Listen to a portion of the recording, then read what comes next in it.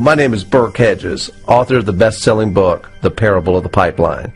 I open my book with a story about Pablo and Bruno, who take two very different paths in their quest for financial independence. What you're about to see is the delightful animated story of their adventure. So, sit back, relax, and enjoy the life-changing lessons in The Parable of the Pipeline.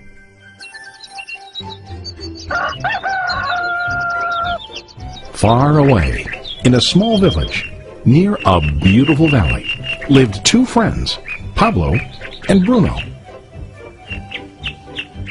They were both young and dreamed of a better life for themselves. They'd often discussed their dreams about how they would become the most successful men in the village. They weren't afraid of hard work, and they searched for opportunities to help realize their goals and achieve their dreams.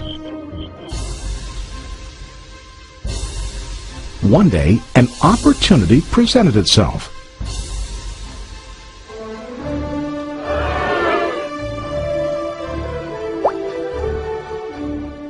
The mayor of the village decided to hire two people to bring water from a spring up on the mountain, across the valley, back down to the village.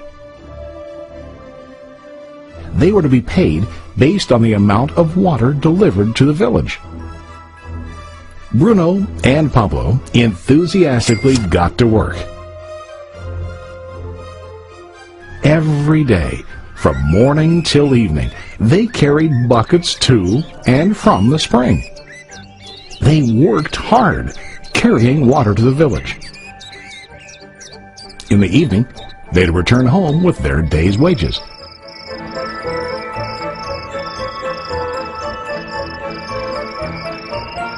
Bruno was satisfied with his work and the money he earned.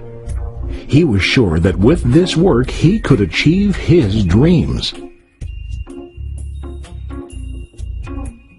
Bruno thought that to increase his wages he could use bigger buckets to bring more water each trip. He believed with a larger income he would soon be able to buy a cow and the house that he dreamed about.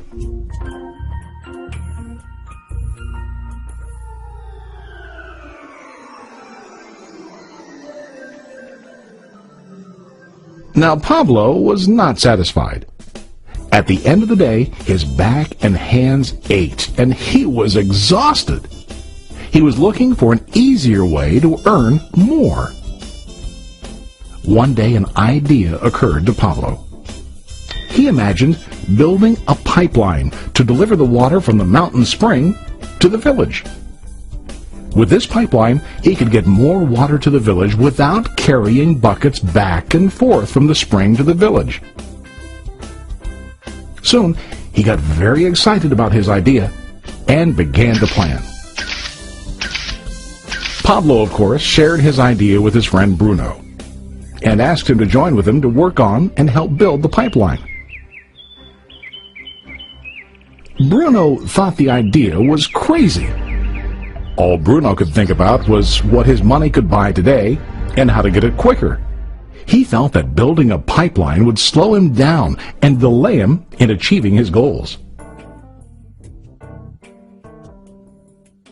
Instead, Bruno got bigger buckets and went more often back and forth, fetching water.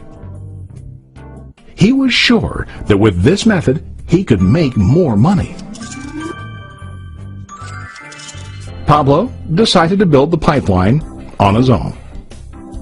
He understood that it would not be easy to build, and it would take time to complete the pipeline. Pablo knew that it could take several years to finish, but he set his mind on his goal. Every day he worked and carried water like before. But on weekends and during his spare time, he worked hard to dig in the rocky soil and build his pipeline.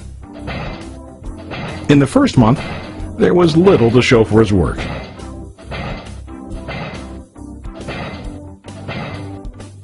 Bruno and the villagers laughed and teased him. They called him Pablo the Pipeline Man. During this time, Bruno's income doubled. He already bought a cow and a bigger house. His lifestyle changed. He now spent time after work in the bar, enjoying his hard-earned wages from delivering water.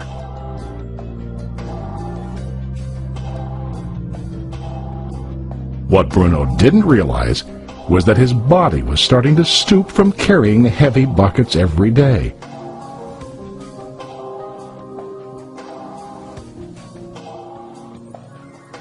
His face looked worn and his body tired. Soon, he began to carry less and less water due to the wear and tear on his body.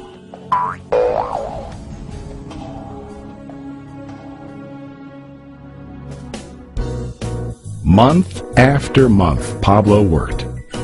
Soon a year passed, and then a second year. Finally, Pablo finished his pipeline.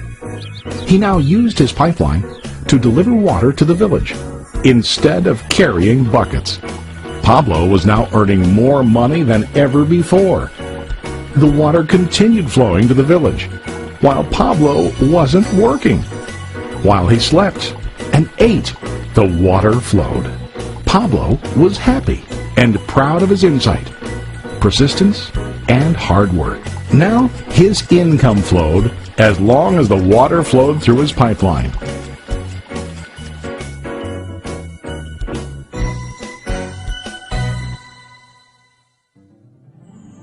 The story of Bruno and Pablo is a reflection of life. Their jobs symbolize what most people do to earn money. Bruno gets his money using buckets. He goes back and forth, carrying his buckets from the spring to the village in exchange for money. To increase his income, he either has to go more frequently to the spring or to use larger buckets. It's common in real life to increase our income by working harder. For example, working overtime or getting a second job. We also increase the size of our buckets by accepting a higher paying position, which often includes spending more time on the job. Most of us exchange time for money like Bruno. We know that every person has only 24 hours in the day and that it's not possible to use all our time to work. The most difficult time comes when we can no longer exchange time for money due to age, health, or other reasons. Then, our income stops. Now let's review what Pablo did. Very wisely, Pablo did not exchange all of his time for a limited income, but he used some of his time to build a pipeline. He knew that the pipeline would bring ongoing income as long as the water flowed. An ongoing income that multiplied the time he worked each day. Pablo knew that someday, maybe because of age or health, he would no longer be able to exchange his available time for money. Pablo knew that if he could make his idea of a pipeline work, then he only has to do the hard work of building the pipeline. After the pipeline was completed, Pablo was able to monitor and maintain the flow of water to ensure that his income will continue. Pablo has shown us that to earn an income, we don't always have to directly exchange time for money. There really are better ways. How about you? Are you still like Bruno, who directly exchanges time for money? Or do you want to be like Pablo, building and maintaining a pipeline for ongoing income? If you are interested in the idea of building your own pipeline, contact the person who lent you this presentation. You can start building your pipeline today.